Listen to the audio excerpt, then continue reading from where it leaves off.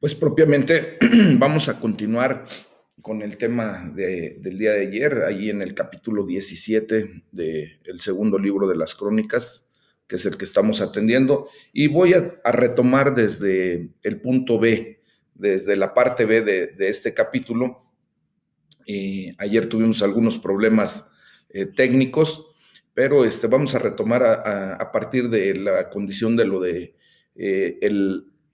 la fuerza del reino de Josafat. Ya del versículo 7 en adelante vamos a tomar. Bueno, del versículo 7 al 10, mis amados, se nos muestra cómo está la fortaleza espiritual del reino de Judá. Y esto es debido a que Josafat trae pues la palabra de Dios al pueblo. Eh, la palabra de Dios nos enseña que ahí en el versículo 7 en adelante, dice que al tercer año de su reinado envió a sus príncipes y nos da la lista de 16 personas en particular, junto con los sacerdotes Elisama y Joram. Y dice la palabra de Dios, enseñaron en Judá, ¿verdad? Teniendo consigo el libro de la ley de Jehová y recorrieron todas las ciudades de Judá enseñando al pueblo. Bueno, quiero decirles, mis amados, que estos sacerdotes maestros, pues ya habían sido mencionados anteriormente en el capítulo 15 de este mismo libro de Crónicas. Ellos tenían el importante rol de llevar la palabra de Dios al pueblo y especialmente a los que vivían fuera de la ciudad de Jerusalén. Dice la palabra que enseñaron en Judá teniendo consigo el libro de la ley de Jehová y recorrieron todas las ciudades. Bueno, pues esta era la política más sabia que un rey de Judá, consciente de la seguridad, podía promover. Recordemos que Josafat buscó primero el reino de los cielos y su justicia. O sea, como Josafat buscó a Dios en primer lugar, pues ahora Dios provocó, dice la palabra, pavor en las naciones vecinas y no osaron hacer guerra contra Josafat. Cuando el favor de Dios llega a nuestras vidas, mis amados, la gente que está a nuestro alrededor, que tenía la idea de tener algo bélico en contra de nosotros, muchas veces se repliega. ¿Por qué? Porque ve realmente el favor de Dios obrando en nuestra existencia. Y cuando nosotros hacemos lo correcto delante de Dios, cuando ponemos en primer lugar a Dios, cuando buscamos primeramente el reino de Dios y su justicia, dice la palabra de Dios que todo viene por añadidura. Y esa añadidura pues también trae paz a nuestras vidas. Y así es como la mecánica de lo que Dios establece en su bendita palabra es como nosotros tenemos que pues vivir para que de esa manera pues estamos tranquilos, en paz, bendecidos y pues todo lo que Dios ha de derramar en nuestras vidas para su gloria y honra. Amén. Bueno, fíjense que con esta pequeña banda de príncipes y sacerdotes levitas, que como les digo, 16 personas en total, Josafat hizo más para impactar a las naciones circundantes con un sentido de poder que lo que el ejército permanente más grande y mejor equipado podía haber generado. Entonces, fíjense cómo para nosotros en estos tiempos, este método pudiera ser y debería ser, ¿verdad? Lo que nosotros tenemos que generar. Llevar la palabra de Dios a todas las ciudades, a todo lugar. No se puede prestar un mejor servicio a nuestra comunidad, a nuestra sociedad, es más, a nuestra nación misma, que proclamar la palabra de Dios al pueblo. En ciudades, pueblos, colonias. ¿Por qué, mis amados? Porque con esta proclamación el corazón del pueblo puede convertirse a Dios, a Jehová de los ejércitos, y por lo tanto Él podrá hacer por todos nosotros lo que está en su corazón, ¿verdad? Y de esa manera, pues venir a traer bendición a la vida de nuestra nación, por ejemplo, de nuestra ciudad, de nuestra colonia. Esto es así como Dios lo estableció. Por eso necesitamos llevar la palabra de Dios. Uh-huh. eh, bueno, de ahí, del versículo 11 al 19, se nos da la narrativa acerca de la fuerza internacional del reino de Josafat. Fíjense cómo Dios lo bendijo de tal manera que no solamente tenía influencia en su propio reino, allí en Judá, sino que su influencia se expandió a un área internacional sobre otras naciones. Y dice la palabra de Dios, y traían de los filisteos presentes a Josafat y tributos de plata. Los árabes también le trajeron ganados. Bueno, el compromiso, fíjense, de Josafat con la consagración personal y pública que hizo, ¿verdad?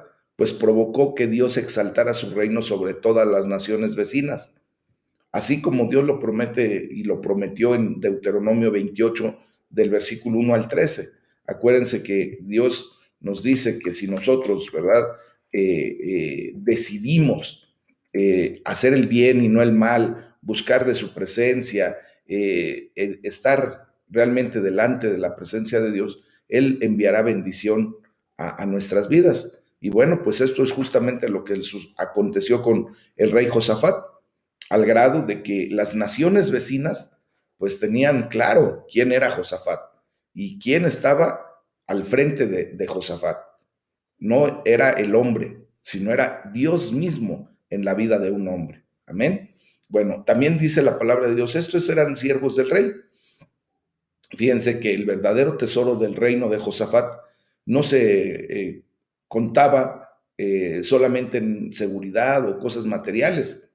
Realmente su tesoro verdadero estaba en los hombres valientes y dedicados que lo rodearon. Hombres de guerra muy valientes, dice la palabra de Dios.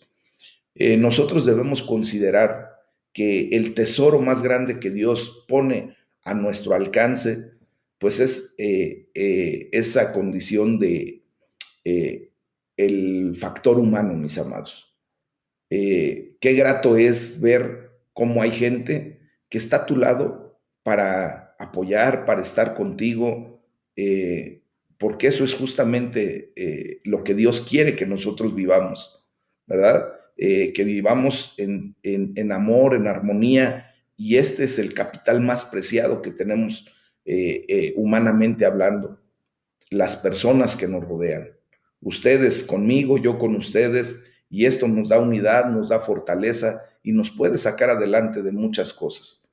Desgraciadamente el ser humano pues se ha ido más con la situación de lo económico, lo material, y atesora más eso que las relaciones interpersonales correctas. Entonces aquí la palabra de Dios nos está enseñando que ese tesoro que Dios nos ha dado, pues debemos cuidarlo, debemos procurar, ¿verdad? Con nuestros amigos, nuestros parientes, nuestros vecinos, tener esa unidad en amor, en ese amor que Dios nos ha dado y que ahora pues también nos pide que seamos recíprocos para también dar ese amor y la gente pueda saber que hay un Dios vivo y verdadero. Amén. Bueno, después nos habla acerca de Amasías, el hijo de Sicri, el cual se había ofrecido voluntariamente a Jehová. Bueno, pues quiero decirles que Amasías es un hombre del cual no sabemos nada aparte de esto. Él se ofreció voluntariamente a Dios. Debió haber sido un punto de inflexión en su carrera, en su caminar, ¿verdad? Un tiempo en el que primero conoció la gracia de Dios, que operó tal cambio en él, ¿verdad? Que decidió consagrarse a Dios. Debe haber sido un despertar a la sensación de que Dios merecía su amor y su vida misma. Eso es lo que debe despertar en nosotros, mis amados, el hecho de que Dios nos ha salido al encuentro. Miren, Amasías fue un siervo del Señor y esto fue particularmente notable en lo que hizo en un llamado secular. Nadie tuvo que presionarlo para servir a Dios. Nadie tuvo que ir a buscarlo para que viniera a servir a Dios. Nadie tuvo que cuidar de él una vez que comenzó a servir y nadie tuvo que dirigirlo. Esto es, mis amados, un ejemplo claro de cómo nosotros debemos reaccionar una vez que conocemos el amor de Dios. ¿Tú ya has experimentado verdaderamente el amor de Dios en tu vida? ¿Ya has visto cómo Dios se manifiesta en amor, en honra para tu vida, en bendición? Bueno, pues yo te pediría en el nombre de Jesús que no tengas la necesidad de que te presionen para el servicio. Todos los que estamos aquí en este seminario, pues obviamente somos personas que ya hemos caminado más tiempo con el Señor. Si se dan cuenta, aquí como que se hace un grupo, no élite, sino un grupo especial que está buscando todavía más profundidad en la palabra de Dios. Este grupo en particular del seminario bíblico, el que estamos teniendo en la mañana, justamente somos un grupo que ya hemos experimentado el amor de Dios, la presencia de Dios, la bendición de Dios, el derramar de su Espíritu Santo. Hemos ya caminado más tiempo en el Señor que muchos hermanos que se conectan en la noche, ¿verdad? Para escuchar los devocionales. Gloria a Dios por ellos, pero ustedes y yo, en este grupo especial, pues tenemos que ser las personas que no necesitemos que se nos presione para venir al servicio a Dios, que no necesitemos que nos anden buscando y nos anden acicalando para efecto de que podamos servir a Dios. Tenemos que ser como ese Amasías, que no se hable mucho de nosotros, ni siquiera en la palabra de Dios, pero que hagamos algo como para que en un momento se registre un punto específico, ¿verdad? En el servicio a Dios y que Dios nos tenga en esa consideración. Que nadie nos tiene que cuidar ya una vez que comenzamos a servir, mis amados. Yo les he dicho claramente, ¿cómo les puedo decir? El trabajo más completo pastoralmente hablando es el cuidado de las ovejas que recién llegan a los pies de Cristo, porque ellos son como los bebés, son las personas que necesitan del cuidado más cercano, necesitan del alimento espiritual, pues más, tiene uno que estarlos ahí cuidando como un bebé, tiene uno que cambiarlos muy seguido porque todavía, pues, se ensucian, todavía la riegan de repente, y ahí tiene uno que estar así en esa actitud correcta de un pastor hacia una oveja que está empezando a caminar, ¿verdad? En el Señor. Pero a todos nosotros, mis amados, con el gran respeto y amor que me merecen, pues es ya una condición en donde debemos aprender a que una vez que hemos comenzado a servir, nosotros pues ya tenemos una actitud diferente.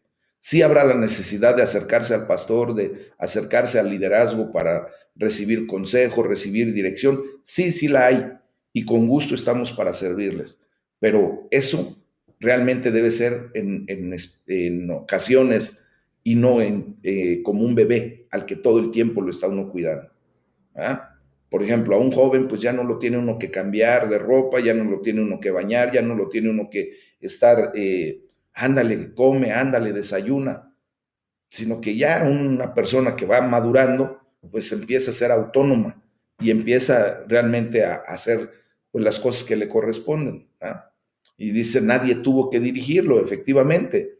Llega el momento en que ustedes también pues tendrán que caminar en una actitud de liderazgo total, en donde a lo mejor yo ya no tenga ni siquiera que dirigirlos.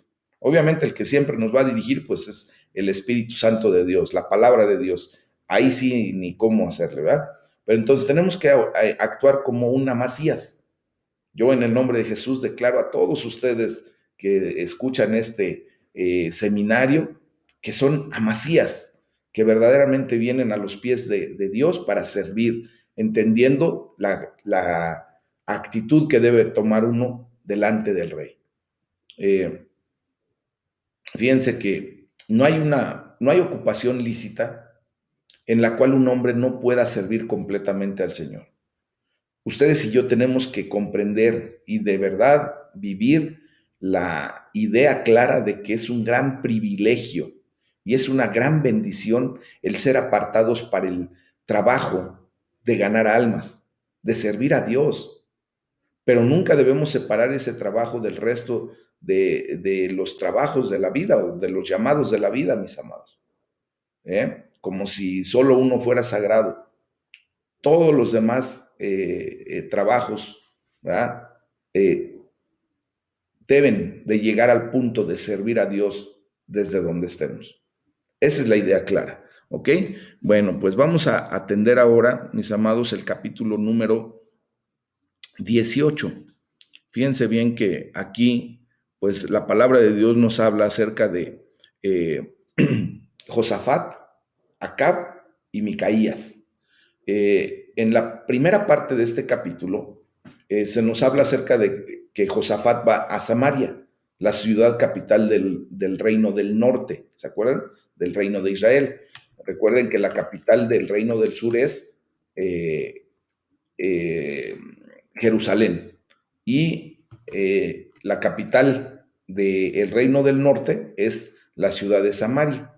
Bueno, aquí hay algo bien curioso. Recuerden que Josafat venía haciendo todo lo correcto delante de Dios, pero en el versículo 1 se nos habla acerca de una imprudente alianza del rey Josafat con el rey Acab. El rey Acab estaba reinando en el reino del norte, en Israel, y Josafat, recuerden, estaba reinando en el reino del sur, en el reino de Judá. Bueno, dice la palabra de Dios en el versículo 1 de este capítulo número 18. Tenía pues Josafat riquezas y gloria en abundancia, y contrajo parentesco con Acab. Ahí la puerca torció el rabo, como decimos, ¿verdad? Bueno, fíjense bien. Primero la palabra de Dios nos dice que tenía pues Josafat riquezas y gloria en abundancia.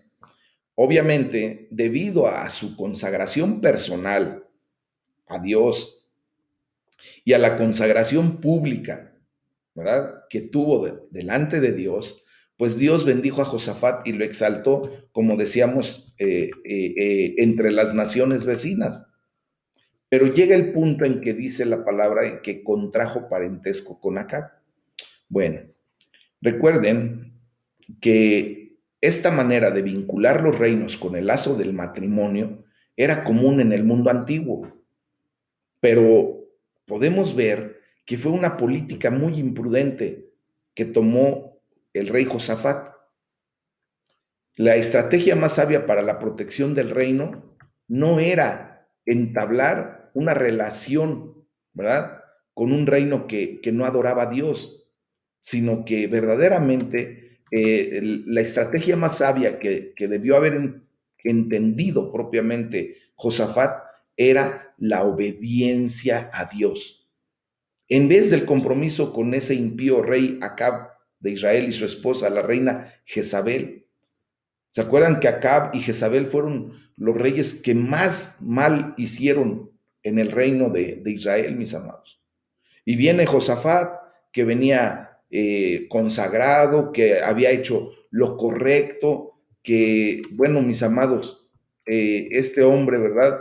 Pues tenía una consagración no solamente personal, sino que había llevado a la consagración al pueblo de Judá, a Dios, pues desgraciadamente tuvo una gran imprudencia, mis amados. Ya en el primer libro de Reyes estudiamos, ahí en el capítulo 16, cómo fue lo gran malo que hizo Acab, lo mal rey que fue Acab. De hecho, recordemos que él introdujo la adoración de dioses paganos completamente nuevos. O sea, no se conformó con traer los dioses que ya se conocían en aquel momento, sino que hasta él mismo provocó que hubiera dioses nuevos, ¿no? Ídolos nuevos. En su desobediencia, Jeroboam, ¿se acuerdan también? El primer rey del reino de las tribus del norte, dijo, yo adoraré al Señor, pero lo haré a mi manera. Y Acab dijo otra cosa muy fea, más diferente. Dice, Acab dijo, yo quiero olvidarme por completo del Señor y adorar a Baal. O sea, Jeroboam, el primer rey de Israel, seguía adorando a Dios, pero a su manera. ¿Han escuchado eso? Cuando dice la gente, bueno, yo busco a Dios, pero a mi manera. Mis amados, eso es tan malo que pues es como querer hacer a Dios a la idea de uno, ¿verdad? Pero acá se fue más lejos todavía. Él dijo, no, yo ya no quiero saber nada de ese Dios, y prefiero mejor adorar al dios Baal. Y bueno, pues Acab fue muy influenciado hacia la maldad por su esposa fenicia, llamada Jezabel. Él era un hombre débil, mis amados. Acab fue un hombre débil, y fue un instrumento de una mujer muy astuta, que no tenía escrúpulos, y era muy cruel esa mujer. Acuérdense que ella ordenó el asesinato de muchos de los profetas de Dios. De hecho, algunos de los peores crímenes que se han llegado a cometer, pues han sido cometidos por hombres débiles, a instancias de espíritus peores, pero más fuertes que ellos mismos. O sea, el espíritu de Jezabel viene a ser un espíritu mayor que el espíritu de Acab. Y de hecho, hasta el día de hoy, ¿verdad? Cuando vemos a una mujer que se empodera, que desvía propiamente a su esposo, al hombre, a hacer lo malo, a hacer lo incorrecto, pues se le reconoce correctamente como el espíritu de Jezabel a ese tipo de personas, ¿verdad? Están influenciadas por ese espíritu.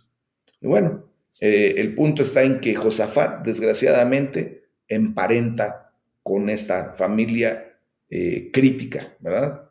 Terrible delante de Dios.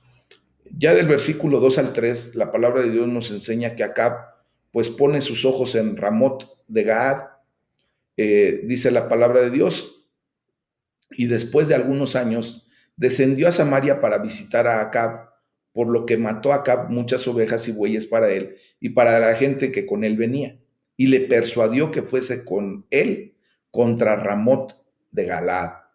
Bueno, dice, y dijo Acab, rey de Israel, a Josafat, rey de Judá, ¿quieres venir conmigo contra Ramot de Galaad? Y él respondió, yo soy como tú, y mi pueblo como tu pueblo. Iremos contigo a la guerra. Mis amados, este tipo de alianzas y declaraciones, ¿qué daño hacen delante de Dios? Dice la palabra, y le persuadió que fuese con él contra Ramot de Galaad, ¿verdad? Bueno, anteriormente, recuerden que el rey de Siria prometió regresar ciertas ciudades a Israel. Eso lo vimos en el primer libro de Reyes, capítulo 20, a cambio de clemencia después de la derrota en la batalla. Aparentemente esta era una ciudad que Ben-Hadad nunca regresó a Israel y era un lugar estratégicamente importante.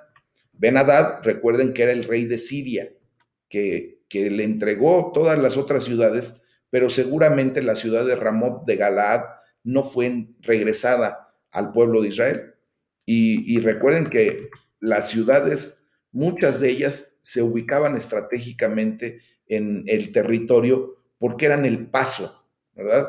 Del comercio, eran el paso, pues donde la gente hacía sus actividades comerciales, o en su defecto eran una ciudad que estratégicamente estaba en un punto clave para defender el resto del reino. Entonces, pues, por eso le dice Acab, ¿quieres venir conmigo contra Ramot de Galaad? Bueno, pues aquí vemos que el rey de Israel, Acab, le pide esto a Josafat para que lo ayudara en su disputa contra Siria. Y esto tenía algo de sentido, ¿verdad? Porque de hecho, Ramot de Galaad es una ciudad que estaba aproximadamente a unas 64 kilómetros, 65 kilómetros de Jerusalén. Fíjense con qué objetivo también ya Acab estaba buscando esta ciudad. Se estaba acercando a Jerusalén. El grave problema es que Josafat vio al hombre de una manera diferente como Dios nos ve. Él pensó que al hacer alianza con su pariente Acab, pues iba a tener una situación bien, pero no se está dando cuenta cómo el hombre, ¿verdad? Dice la palabra de Dios que el corazón del hombre es engañoso. Y él no se da cuenta que Acab está viendo su estrategia para acercarse a Jerusalén y poder conquistar posteriormente al reino de Judá. Entonces, a Josafat le llega la luz, ¿verdad? De repente, y entre el versículo 4 al versículo 8, se nos muestra cómo Josafat propone que consulten a Dios en el asunto. ¿Va? Y dice la palabra de Dios, le dice Josafat a Acab, te ruego que consultes hoy la palabra de Jehová. Bueno, teniendo en cuenta la relación generalmente antagonista, ¿verdad?, entre Acab y los profetas de Dios, pues esta fue una petición muy osada de parte de Josafat para Acab. Acab no quería saber nada de Dios, no quería saber nada de los profetas de Dios. Recuerden que la misma Jezabel, como les dije hace un momento, ella mandó a un asesinato colectivo de los profetas de Dios. Entonces no era de sorprenderse que Acab escogiera profetas que le dijeran lo que quería no oír. ¿Ah? ¿Qué es lo que ha sucedido en la humanidad? La gente, cuando no está realmente ligada a Dios, cuando no está realmente en los caminos del Señor y de alguna manera tiene la necesidad por las circunstancias, por las situaciones que está viviendo, de entre comillas buscar a Dios, no buscan propiamente la verdad, no esperan escuchar lo que no quieren oír. Por eso mucha gente en las iglesias, mis amados, cuando se les dice algo, cuando se les llama la atención, cuando se les exhorta, eh, cierran sus oídos y se van a veces hasta de la iglesia y andan buscando iglesias, de iglesia en iglesia andan, para que encuentren un lugar en donde les digan lo que ellos quieren oír, que les endulcen el oído, como decimos, ¿verdad? Entonces, en este momento, pues vemos cómo que aunque Josafat ya se había comprometido con el proyecto, porque le dijo claramente que él sería como Acab y que el pueblo de Judá sería como el pueblo de Israel, ¿verdad? Dice, yo iré contigo. Bueno, aunque Josafat pasó a desatender la orden que se le dio, la guía que recibió de parte de Dios, ¿verdad? Pues aún conservaba la religión de Jehová de los ejércitos, conservaba de alguna manera esa relación con Dios, a tal punto que insistió en que buscaran el consejo del Señor. Entonces, viene una condición en donde vemos aquí en la palabra de Dios, en donde dice, sube, dice,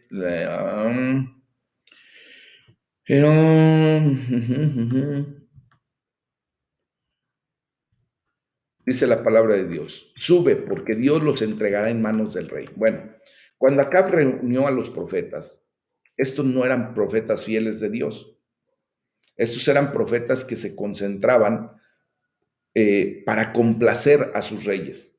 O sea, era gente ladina, era gente que realmente ni siquiera escuchaba la voz de Dios, pero que declaraba hábilmente, ¿verdad? Lisonjeramente, pues lo que los reyes querían escuchar. Y estos hombres buscaban decirles a los reyes lo que los reyes querían escuchar. Josafat aún quería escuchar a un verdadero profeta de Jehová, de Dios, y por eso hace la pregunta, ¿hay aquí algún profeta de Jehová para que por medio de él preguntemos? Bueno, imagínense, tal parece que había ahí como una especie de consejo ecuménico, ¿verdad? Había de todas las religiones allí, gente que podía levantar la voz, entre comillas, y muy grandes, en nombre de Dios. Y por eso Josafat pregunta que si había algún profeta que verdaderamente atendiera las cosas del Señor. Entonces, ¿qué pasa ahí? Bueno, Acab odiaba al mensajero debido al mensaje. Por eso dice ahí en la palabra, le aborrezco porque nunca me profetiza cosa buena, sino siempre mal. Bueno, mis amados, el verdadero conflicto era que con Dios, el tiro derecho entre Acab era con Dios.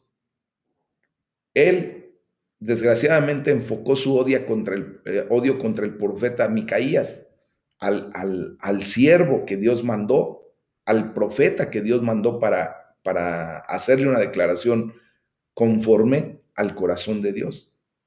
Pero Fíjense que él estuvo dispuesto a escuchar al rey de Judá cuando éste aconsejó que Acab debía escuchar al profeta Micaías. Pero bueno, aquí vemos cómo cada quien pone sus argumentos, sus puntos, y vienen las consecuencias después. ¿Qué sucedió? Que ya del versículo 9 al 11, pues hay una lección con objeto de los profetas infieles. Y dice la palabra de Dios ahí en el versículo 9, dice, y el rey de Israel y Josafat, rey de Judá, estaban sentados cada uno en su trono, vestidos con sus ropas reales, en la plaza junto a la entrada de la puerta de Samaria, y todos los profetas profetizaban delante de ellos. Fíjense nada más. ¿Ah? Entonces, vemos aquí cómo esto ilustra la antigua costumbre de celebrar la corte propiamente y tomar decisiones a las puertas de la ciudad. Recordemos nuevamente que la ciudad de Samaria era la ciudad capital del reino del norte. Incluso había tronos, ¿verdad?, para que se sentaran los oficiales de alto rango en las puertas de la ciudad. Y en esta ocasión, pues en la ciudad de Samaria. Y empieza la situación. Así ha dicho Jehová.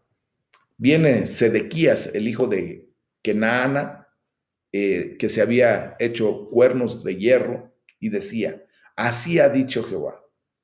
Bueno, estos profetas infieles como Sedequías, pues profetizaban en el nombre del Señor, pero no profetizaban con veracidad.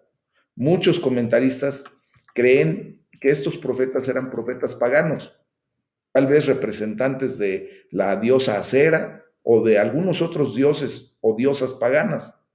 Sin embargo, claramente profetizaron en el nombre de Jehová. Miren, hermanos, es mejor no considerar a estos no como profetas paganos, sino como profetas infieles del Dios verdadero.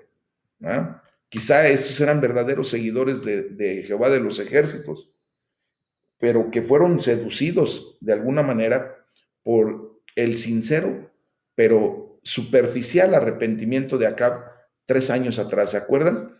Que hubo un, entre muy comillas grandes, arrepentimiento de Acab. Lo único que mostró Acab fue que tuvo un remordimiento en su momento. ¿Ah? Después de ese remordimiento o ese falso arrepentimiento, pues comenzaron a alinearse con Acab sin sentido crítico. Y 3 años después estaban dispuestos a profetizar mentiras al rey Acab si eso era lo que él quería oír. Esto nos enseña, mis amados, que en muchas ocasiones, cuando nosotros no estamos verdaderamente centrados en la guianza divina, hasta nuestros líderes nos pueden llevar a hacer y a cometer errores fatales delante de Dios. Muchas ocasiones vemos a nuestros líderes que cometen pecado, porque no le vamos a hablar, no le vamos a poner otro nombre, porque verdaderamente cuando se comete un pecado, pues es un pecado, y viene un falso arrepentimiento, viene un remordimiento y tratan como que de resarcir de alguna manera el daño. Bueno, pues empieza la gente, a la que viene siguiendo a ese líder, pues a hacerse a la par que ese líder. Y por eso justamente, ¿verdad? Empiezan a hacer lo que el líder dice y no lo que Dios verdaderamente dice. Y dice la palabra de Dios que con esos, ¿se acuerdan que comentamos aquí que se había hecho cuernos de hierro? Y dice, con estos acornearás a los sirios, ¿verdad? Eh, hasta destruirlos por completo. Bueno, Sedequías, ese profeta infiel de Dios, utilizó una herramienta familiar de los profetas más antiguos. O sea, traía una lección con respecto a los objetos. Él utilizó cuernos de hierro para ilustrar el empuje de dos fuerzas poderosas de esos ejércitos que derrocarían a los sirios. Porque se calentaron. Hermana Sí, Angelita abrió su micrófono, permítame. No. A ver si puede silenciar su micrófono, hermana Angelita, por favor. Ok. Continúo. Entonces,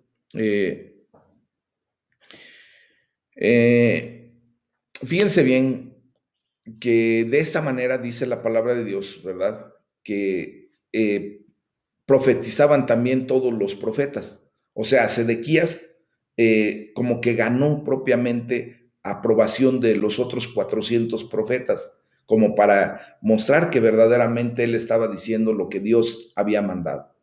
Esta debió haber sido una representación muy viva y entretenida. Imagínense nada más, si podemos echar nuestra mirada atrás y pudiéramos así como que hacernos pues la idea de lo que sucedía en ese momento, ¿verdad? Imagínense, podemos ver que todas las miradas estaban puestas en el profeta Sedequías, cuando éste utilizó los cuernos de hierro para hacer esa ilustración poderosa, ¿verdad? Entonces, imagínense cómo empieza propiamente pues a convencer no solamente a los 400 profetas para que estuvieran de acuerdo con él en este asunto, sino que empieza a convencer a mucha más gente. Pero quiero decirles algo muy especial, mis amados. No importa qué tan poderosa o qué tan persuasiva fuera la representación, a final de cuentas debemos considerar que su mensaje era infiel. No era un mensaje que Dios verdaderamente hubiera traído para esta condición. Después viene la profecía del profeta fiel, de Micaías. Entre los versículos 12 al 15 se nos narra cuando dice la palabra de Dios: y el mensajero que había ido a llamar a Micaías le habló diciendo: he aquí las palabras de los profetas, a una voz anuncian al rey cosas buenas. Yo pues te ruego que tu palabra sea como la de uno de ellos, que hables bien. Y dijo Micaías: vive Jehová, que lo que mi Dios me dijere, eso hablaré. Miren, mis amados, los asistentes del rey Acab intentaron, como vemos aquí, persuadir a Micaías. Lo querían persuadir de que estuviera de acuerdo con los otros 400 profetas. Pero Micaías, que verdaderamente tenía esa relación íntima con Dios, le aseguró que simplemente repetiría lo que Dios le dijera. Aquí vemos una escena ya muy dramática, ¿verdad? Micaías fue sacado de su prisión. Recordemos que él había sido encarcelado ahí en el primer libro de Reyes, capítulo 22. Él nos indica que venía de la prisión. Entonces vemos a un profeta en harapos, con cadena seguramente, parado frente a los dos reyes, listo, en el nombre del Señor. Esto podía haber imitado al buen profeta, pero como recientemente había visto al Señor sentado en su trono con todo su ejército del cielo, sentado también junto a Dios, pues él vio osadamente cara a cara a esos dos reyes en su majestad humana, porque los vio como simplemente ratones. O sea, comparó la majestad de Dios porque él venía de la presencia de Dios. Venía justamente de ver lo que Dios le había mostrado en una gran visión. Y cuando ve a los reyes ahí sentaditos en sus tronos humanos, pues él simplemente no puede comparar la grandeza de Dios con la grandeza del hombre. Y dice: suban y serán prosperados, pues serán entregados en sus manos. Cuando Micaías dijo esto, su tono probablemente fue así como sarcástico, como burlón. Utilizó palabras similares a las de los 400 profetas infieles, pero entregó un mensaje completamente diferente. Y dice: ¿hasta cuántas veces te conjuraré por el nombre de Jehová que no me hables sino la verdad? Eso se lo dice el rey Acab. ¿Por qué? Porque el rey Acab reconoció el tono de burla de la profecía de Micaías y supo que contradecía el mensaje de los 400 profetas. Por lo tanto, el rey Acab le exigió a Micaías que no le dijera nada sino la verdad. la cual Acab esperaba y deseaba que fuera el mensaje al tono de los 400 profetas anteriores. Pero ¿qué sucede? Ya en el versículo 16 y 17, pues Micaías le dice la verdadera profecía del Señor. Dice la palabra de Dios. Entonces Micaías dijo, he visto a todo Israel derramado por los montes como ovejas sin pastor. Y dijo Jehová, estos no tienen Señor, vuélvase cada uno en paz a su casa. Y el rey de Israel dijo a Josafat, ¿no te había yo dicho que este no me profetizaría bien, sino mal? Pues efectivamente, mis amados, esta declaración que hace Micaías cuando dice, he visto a todo Israel derramado por los montes como ovejas sin pastor, pues como Micaías fue desafiado a decir la verdad y solamente la verdad, pues ahora cambió el tono de burla de su declaración anterior, ¿verdad? Por un tono serio. Él dijo que no solo Israel sería derrotado, sino que su líder, en la expresión del pastor, ¿verdad? Pues moriría. Y por eso Acab dice, ¿no te había yo dicho que no me profetizaría bien sino mal? Pues justamente el rey Acab dijo que quería escuchar la verdad, pero no pudo manejarla, mis amados. ¿Cuántas veces humanamente nosotros decimos, mira, dime la verdad, por fuerte que sea? Amados, tenemos que aprender a manejar la verdad. La verdad tiene que prevalecer en nuestras vidas. Hay un dicho que por ahí conocemos muy bien, ¿verdad? Que la verdad no peca, pero incomoda. Muchas ocasiones, pues tendremos que escuchar la verdad aunque nos incomode. Y lo tenemos que hacer manejando la verdad adecuadamente, correctamente, para bendición nuestra, a final de cuentas. Por ejemplo, lo que vemos aquí es que lo que no consideró el rey Acab era que aunque Micaías profetizara mal en su contra, él estaba profetizando la verdad. Mis amados, si por alguna razón Dios nos llama la atención a través de un hermano, de una palabra, entendamos, entendamos claramente que aunque sea esa palabra en nuestra contra, por lo equivocado que estamos caminando, es la verdad. Y tenemos que hacer conforme a la verdad lo que tengamos que hacer para rectificar nuestros caminos, mis amados. Acab sabía en su corazón que Micaías no le temería y no lo halagaría, no sería lisonjero, no le iba a hacer la barba para que me entiendan, sino que solamente declararía la palabra de Dios. Esto él infirió como odio personal, como si Micaías tuviera un problema directo o personal con Acab. Pero no, o sea, simplemente Micaías había sido llamado por el Dios de los ejércitos, por Jehová de los ejércitos, para ser su portavoz. Entonces, el odio al mensajero de Dios, pues es una clara evidencia de maldad deliberada que tenía Acab en contra de Dios, en contra de los profetas del Señor. Ya del versículo 18 al 22, Micaías revela la inspiración detrás de los 400 profetas. Entonces, dice la palabra de Dios, él dijo, escuchen pues palabra de Jehová. Yo he visto a Jehová sentado en su trono, lo que comentaba hace un momento, y todo el ejército de los cielos estaba a su mano derecha y a su izquierda. Y Jehová preguntó, ¿quién inducirá a Acab, rey de Israel, para que suba y caiga en Ramot de Galaad? Y uno decía así, y otro decía de otra manera. Entonces salió un espíritu que se puso delante de Jehová y dijo, yo le induciré. Y Jehová le dijo, ¿de qué modo? Y él le dijo, saldré y seré espíritu de mentira en boca de todos sus profetas. Y Jehová dijo, tú le inducirás y lo lograrás. Anda y hazlo así. Y ahora, he aquí Jehová ha puesto espíritu de mentira en la boca de estos tus profetas, pues Jehová ha hablado el mal contra ti. Fíjense nada más, esto es muy interesante entender lo que acabo de leer en estos versículos, mis amados, del versículo 18 al 22. ¿Por qué?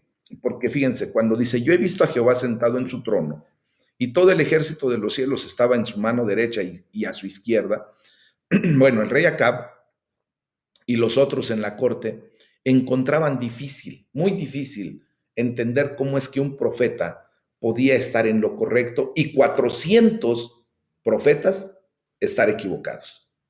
La lógica humana, ¿verdad? Pues puede explicarnos bien esto, la razón humana. Un hombre no podía tener la verdad respecto a 400 hombres que habían dicho lo contrario. Normalmente el ser humano, el corazón del ser humano, se desvía en una actitud incorrecta pensando que no hay posibilidad. Y eso sería extraordinario. Bueno, recordemos que Dios viene con una razón completamente diferente y por eso dice que sus pensamientos y los nuestros nada tienen que ver. Aquí, Micaías está explicando el mensaje de los 400 profetas y es posible que esto solo hubiera sido una parábola, pero es más probable que Micaías tuviera una visión profética precisa del drama celestial que se llevó a cabo detrás de todos estos acontecimientos, ¿verdad? Él pudo ver la verdad de lo que Dios le presentó. Dios le dio esa visión y la entendió correctamente Micaías. A su mano derecha y a su izquierda, ¿verdad? Recuerden que como la mano derecha era la posición del favor, esto podía indicar que Dios habló al ejército de los cielos combinado, tanto seres angelicales fieles como seres angelicales caídos. Pudiera ser, ¿verdad? Algunas personas piensan que Satanás y los ángeles caídos que le acompañan, pues tienen acceso al cielo. De hecho, en Job 1:6 y Apocalipsis 12:10 nos muestra la palabra de Dios que hay esta posibilidad. Hay una enseñanza bien intencionada, pero errónea, de que Dios no permite ningún mal en su presencia, refiriéndose a que Satanás y a otros ángeles caídos no pueden estar en su presencia. Estos pasajes que acabo de mencionar de Job y de Apocalipsis muestran que Dios puede permitir mal en su presencia. ¿Se acuerdan cuando Satanás pide a Dios que le permita dañar a Job para probar su fidelidad, para probar su fe? Pues ahí está el mal delante de la presencia de Dios. Entonces, aunque déjenme decirles que no puede tener compañerismo con el mal, y un día el mal será removido de su presencia, como dice Apocalipsis 20, del versículo 14 y 15. Entonces, una cosa es que Dios permita y otra que Dios se empate o se aúne al mal. Eso no. ¿Ok? Bueno, dice la palabra de Dios nuevamente. ¿Quién inducirá a Acab, rey de Israel, para que suba y caiga en Ramot de Galaad? Pues Dios traería juicio contra Acab. Así que le pidió a este grupo, ¿verdad? Del ejército de los cielos, que se levantara un voluntario. ¿Para qué? Para traer esta inducción a llevar a Acab a la batalla y él fuera muerto ahí en la batalla. Entonces se levanta un espíritu, dice la palabra de Dios, y dice: saldré y seré espíritu de mentira en la boca de todos sus profetas.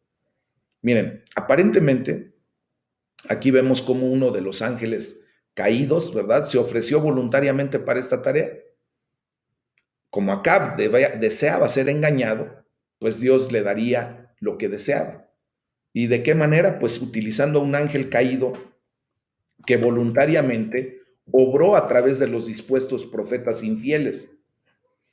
Esto nos tiene que llevar, mis amados, a comprender que cuando nosotros, una vez que conocemos del temor reverente a Dios, queremos hacer lo que nuestra gana se nos da, pues también Dios provee para que hagas lo que tu gana se te da, pero después tendrás que pagar las consecuencias de ese tipo de actitudes. Y muchas ocasiones vas a estar buscando que alguien te diga lo que tú quieres escuchar y no lo que tú debes hacer. Y bueno, Dios también se provee de espíritus de esa naturaleza como para que traigan a tu vida ese engaño. Y después tú hagas lo que tú quieres, que escuches lo que tú quieres y tengas que pagar las consecuencias por lo que tú quieres. El hebreo que sustenta la frase traducida como un espíritu y que dice saldré, se lee literalmente el bien conocido espíritu de Satanás el tentador, como se lee en Job capítulo 1 de los versículos 6 al 12. Entonces, aparentemente Micaías parece asumir entre sus oyentes un conocimiento activo del libro de Job. Él tenía claro lo que vivió Job en aquel tiempo. Y este extraño incidente que estamos narrando en este momento solo puede entenderse en el contexto de otros pasajes del Antiguo Testamento, especialmente de Deuteronomio 13:11 y Ezequiel 14 del 1 al 11. Estos dos pasajes hablan de personas siendo persuadidas por falsos profetas, en cada caso como resultado de un vínculo directo con la idolatría.